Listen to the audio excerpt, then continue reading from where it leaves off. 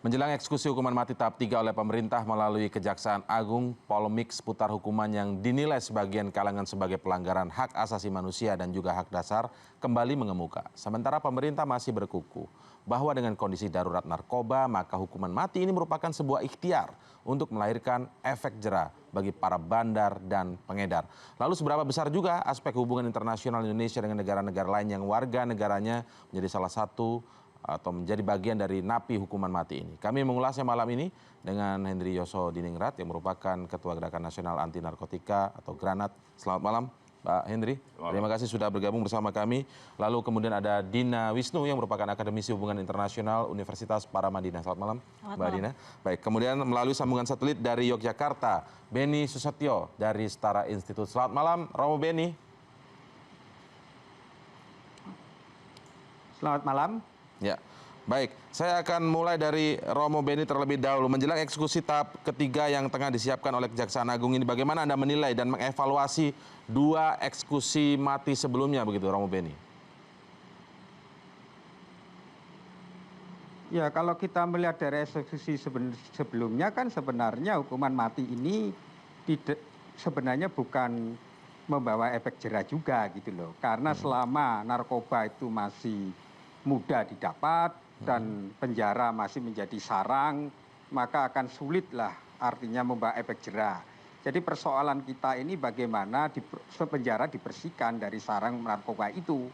Selama mereka mudah disuap, hukum kita mudah dimanipulasi, kemudian ada backing di sana, maka narkoba itu terus terjadi. Jadi kita harus memutus lingkarannya dulu dengan membersihkan sarang narkoba itu di dalam penjara itu, karena hampir penyebarannya sebagian besar masih dilakukan orang-orang yang masih di penjara. Jadi kan agak aneh gitu loh. Jadi tidak efektif maksudnya hukuman mati ini untuk efek jera para pegawai di ya memang tidak efektif.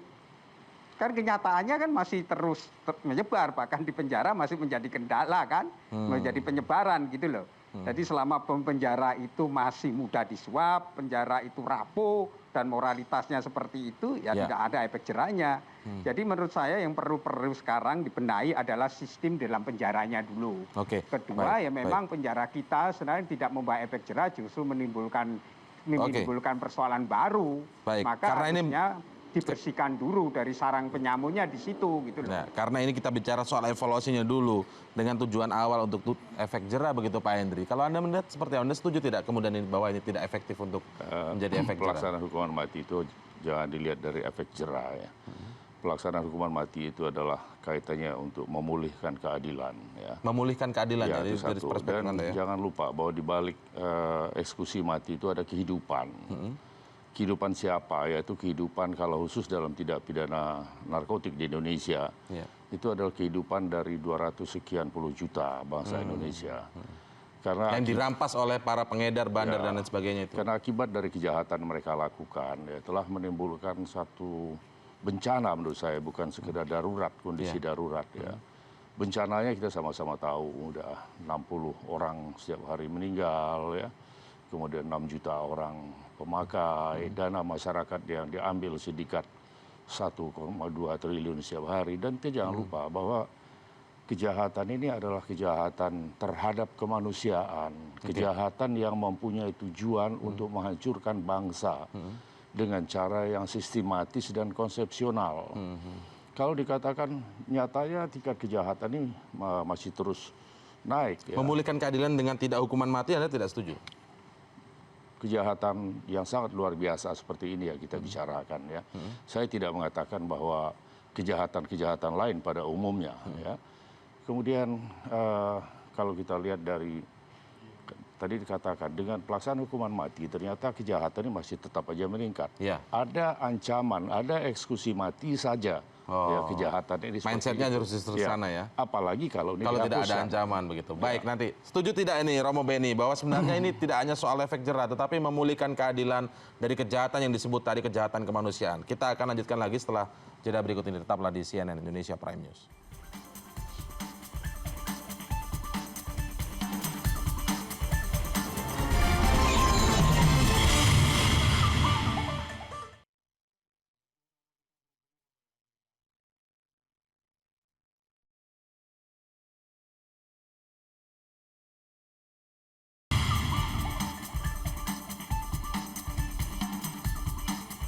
Henry Yosodiningrat tadi menggarisbawahi bahwa hukuman mati terhadap terpidana kasus narkoba ini bukan hanya soal menginginkan atau menimbulkan efek jera begitu, deterrent effect begitu, tetapi juga sebuah upaya untuk memulihkan keadilan dari sebuah kejahatan kemanusiaan. Perspektif Mbak Dina, setuju tidak dengan hal itu? Kayaknya kalau kita bicara ke belakang, sebenarnya waktu itu menjadi alasan pemerintah adalah efek jera itu. Efek jera ya. Ya, jadi nggak bisa kita pungkiri bahwa salah satu alasan kenapa pemerintah mendesak bahwa ini harus dilakukan sekarang dan tidak bisa ditunda lagi adalah karena alasan jera itu. Jadi memang pertanyaan yang sangat mendasar adalah seberapa efektif ini. Dan yang setelah dua eksekusi sebelumnya.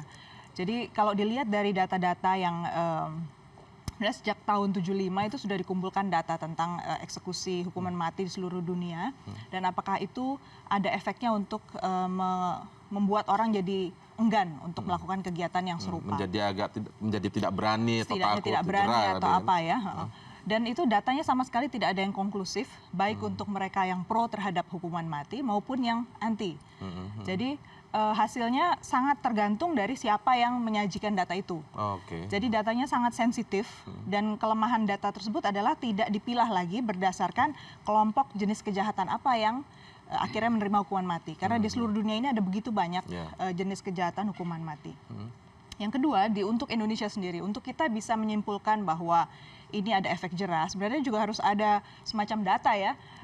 Kita nggak bisa bicara soal kebijakan pemerintah menyangkut nyawa manusia dan kita buat itu atas dasar asumsi bahwa telah terjadi efek jera atau bahwa ini membuat orang terhindar dari melakukan sesuatu. Toh nggak pernah ada survei bahwa para pengedar itu ternyata berpikir ulang untuk melakukan ini karena ujung-ujungnya hukuman mati. Kita lihat kan? Jadi kebijakan itu harus didasari sebuah data yang kuat. Karena kita ambil contoh negara-negara besar saja seperti di Amerika Serikat ya. Sejumlah negara bagian memilih untuk akhirnya tidak melakukan eksekusi karena data-data tersebut tidak bisa dijadikan dasar untuk kemudian mengambil nyawa seseorang. Kita juga perlu mundur sedikit ke belakang. Indonesia ini yang diperjuangkan oleh bapak bangsa kita terdahulu itu, konstitusi kita sudah menggarisbawahi bahwa hak hidup itu termasuk hak yang dilindungi. Dan ketika amandemen konstitusi kita sampaikan di situ bahwa hak hidup adalah hak yang tidak boleh dikurangi. Dan kita lihat ketika seseorang dijatuhi hukuman mati, ada satu konsekuensi bahwa itu tidak bisa ditarik balik. Ketika ternyata terjadi kesalahan, dan itu sudah pernah terjadi loh di Indonesia beberapa kali, orang dijatuhi hukuman mati dan ternyata keliru. Dan itu di negara lain pun terjadi. Dan itulah yang akhirnya membuat orang selalu berpikir bahwa ketika kita bicara hukuman mati, kita harus bicara jangan dasarnya emosional untuk membalas dendam. Yang disebut dengan justice tadi adalah membalaskan rasa marah. Memulihkan keadilan. Memulihkan keadilan tapi dalam arti itu. Karena sebenarnya dalam peraturan peradilan kita, fungsi dari peradilan adalah untuk membangun nama baik orang itu ketika kembali integrasi ke masyarakat, edukasi kepada masyarakat supaya terjadi prevention. Itu loh, jangan lupa bahwa itulah. Pak Hendri, bagaimana Anda melihat perspektif lain ini, Pak Hendri? Ini saya coba urut dari awal tadi. Beliau mengacu pada konstitusi. Konstitusi sudah barang tentu yang ditunjuk situ adalah 28I ya. Coba dilanjutkan bacanya sampai 28J. Dalam 28J bahwa pelaksanaan dari hak-hak itu diatur menurut undang-undang. Teman-teman yang berkeberatan terhadap hukuman mati selalu mengatakan pelanggaran terhadap HAM seperti ini tadi merujuk pada konstitusi tapi lupa dengan melanjutkan membaca pasal 28J-nya. Baca dalam undang-undang tentang hak asasi manusia itu sendiri. Undang-undang tentang HAM salah satu pasalnya membolehkan untuk menghilangkan nyawa bayi yang berada dalam kandungan dengan pertimbangan untuk keselamatan ibu. Undang-undang tentang hak asasi manusia loh itu. Artinya kata yang dikatakan tadi tanpa kecuali, tanpa alasan apapun, ini kan sudah terbantahkan semua. Baik 28J ya, maupun undang-undang tentang HAM itu sendiri.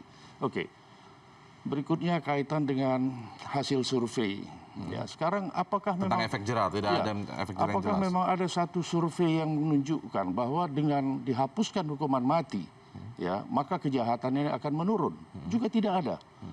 Kita coba menggunakan logika yang benar dalam tanda kutip, ya, bahwa ada saja ancaman turun. pidana mati itu semakin meningkat. Bagaimana kalau tidak ada? Kembali ke kejahatan narkotik. Pada umumnya, kalau saya tidak boleh katakan semua terpidana narkotik, khususnya para sindikat, setelah mereka divonis mati, sampai sebelum eksekusi dilaksanakan, mereka tidak ada yang menunjukkan sikap yang berubah atau apa. Apa yang terjadi? Mereka justru masih mengendalikan bisnis narkotik dari dalam, mengendalikan sindikat perdagangan narkotik dari dalam, dan pembiaran atau menunda eksekusi 1 hari sama saja melakukan pembiaran kepada mereka untuk melakukan pembunuhan kepada bangsa ini, ya, untuk menghancurkan Dengan peredaran bangsa ini. narkotikanya di dalam lapas itu sendiri.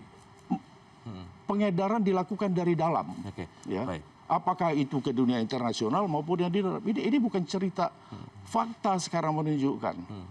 Semua mereka yang terpidana narkotik melakukan hal yang sama. Nah, tidak ada satupun, ya kita jangan lihat bahwa kita pernah ada satu kasus misalnya yang salah hukum. Hukuman mati. Ya, itu tidak bisa dijadikan alasan bahwa mengeneralisir dengan demikian maka pidana mati harus dihapuskan. Saya pikir terlalu tidak bisa digeneralisir lah intinya begitu. Landasan anunya tidak kokoh, tidak fundamental gitu. Baik. Dan tidak yuridis argumentatif kalau satu kasus lantas mau menghilangkan yang lain. Dan kembali saya mengingatkan, ya, untuk kejahatan narkotik ini, kejahatan yang mempunyai tujuan untuk menghancurkan bangsa kita, dan sekarang di depan mata kita kondisi itu terjadi. Masihkah kita harus mengikuti negara-negara lain? Sekarang negara lain, ASEAN aja 70 negara, hanya 2 negara, lu baru 2 negara ASEAN. Konspirasi. Teori konspirasi ini kan kita juga harus hati-hati melihatnya, ya. Maksudnya teori konspirasi bagaimana? Ya, bahwa tadi ini efek bahwa ini adalah satu kegiatan sistematis untuk membunuh bangsa ini. Itu kan ada semacam asumsi bahwa ini sengaja dilakukan oleh sejumlah negara lain untuk kita. Betul itu. Nah, itu kita harus hati-hati betul. Kenapa demikian? Dalam melihat demikian. Pertama gini, kita pahami dulu bisnis narkoba ini. Ya, bisnis narkoba ini sudah seperti industri besar-besaran, dan kaki tangannya itu ada di banyak negara, bisa dilakukan bahkan di rumah kumuh sekalipun, dengan bahan baku yang sedikit mungkin yang juga beredar secara halal di negara ini. Jadi pertanyaannya, dengan barang bahan baku yang sebenarnya dengan mudah diperoleh di negara ini, apakah kemudian kita tidak abai terhadap situasi itu? Ya, jadi kita juga lihat sebenarnya para penjahat-penjahat ini yang kita tangkap ini kan kaki tangannya, kurir-kurirnya, para orang-orang yang marketingnya, bisa dikatakan begitu. Tapi ke bandar-bandar yang ditangkap layak dihukum mati tidak? Nah, kita lihat juga, kita baca loh sejarah-sejarah tentang studi tentang narkoba, ya. Betapa sulitnya itu ditekan karena para bos-bos ini saja sebenarnya yang tahu bagaimana siapa jalurnya siapa, ini jalurnya siapa. Jadi kalau kita semata memotong kaki-kaki tangannya itu, sebenarnya bisa jadi itu justru membuat jaringan mereka lebih kuat karena kemudian mereka lebih tahu mana yang kemudian diawasi sama pemerintah, mana yang tidak, gitu loh. Jadi kita justru perlu lihat contoh kasus yang sudah nyata gitu, Freddy Budiman misalnya, itu yang masih ngotot terus menjual dari dalam lapas. Itu setuju tidak Anda kalau itu dalam konteks kita lihatin aja saja dari berapa yang akan dihukum mati ini banyak yang orang asing kan? Banyak yang orang asing. Berarti itu kan tertangkap, kebetulan dia tertangkap. Tapi selama ini transaksi mereka safe-safe aja kan? Sehingga mereka bisa terus continue melakukan ini. Transaksi ini apakah dilakukan secara ilegal? Semuanya dibawa dalam kardus-kardus? Belum tentu kan, bisa juga secara legal. Jadi kita perlu kawasi juga tindak pidana pencucian uang. Karena dengan masalah-masalah serupa seperti ini masalahnya bukan cuma narkoba, ya, ada trafficking orang, ada trafficking anak, ya. Jadi ada masalah, kita harus lihat masalah maksudnya ini secara kayak Mary Jane begitu maksudnya dalam kita konteks perlu Mary lihat Jane. secara proporsional. Jadi memang masalah terbesar saat ini untuk negara-negara berkembang di dunia adalah masalah kejahatan transnasional. Itu kan itu harus hati-hati dalam prosedur di peradilan penegakan hukumnya. Tetapi katakanlah kemudian memang sudah inkrah dan benar-benar seperti Freddy Budiman, itu kalau menurut Anda layak tidak dihukum mati? Atau tetap harus menghargai hak asasinya? Kita harus hidupnya. melihat bahwa semua orang punya hak untuk restoratif justice. Restoratif Seringkali justice, ketika mereka tidak melihat korbannya siapa, ya bahkan untuk kejahatan yang paling sadis sekalipun seperti genosida, Ya. yang diupayakan sekarang adalah korban bertemu dengan pelaku. Karena dengan bertemu begitu, kemudian si pelaku sendiri kemudian Ya, bisa menyadari sorry, efek dari kejahatan jangan disamakan dengan, saya nggak melihat ada kejahatan yang paling sadis. Justru kejahatan narkotik ini adalah kejahatan yang paling sadis. Kenapa? Kalau kejahatan yang lain bisa terjadi karena sesuatu. Katakanlah korbannya satu orang itu ya dilakukan ya. Tapi kalau kejahatan ini, genosida korbannya banyak, Pak. Ini standar internasional kita bicara. jangan Anda maksudkan tadi mempertemukan dengan korban ya. Sekarang bagaimana mau mempertemukan antara sindikat dengan korban? Korban ini sebuah bangsa loh. Bangsa Indonesia korbannya. Ya, bisa dipertemukan. Bagaimana bisa mempertemukan dia dengan bangsa Indonesia? Oke. Jadi bisa dipertemukan Bisa dong. Itu tadi Bisa dong. informasi sangat sumir. Saya ini kurang lebih 16 tahun mempelajari tentang bagaimana sih anatomi dari kejahatan narkotik. Ya. Kalau dilihat bahwa di rumahan seperti ini mereka bikin dari itu adalah akibat dari perilaku, akibat dari sistematika yang dilakukan oleh sindikat. Bangsa kita ini sudah saya katakan tadi, pemerintah masih mengatakan kondisi darurat. Saya katakan bukan. Kita kondisi dalam sebuah bencana.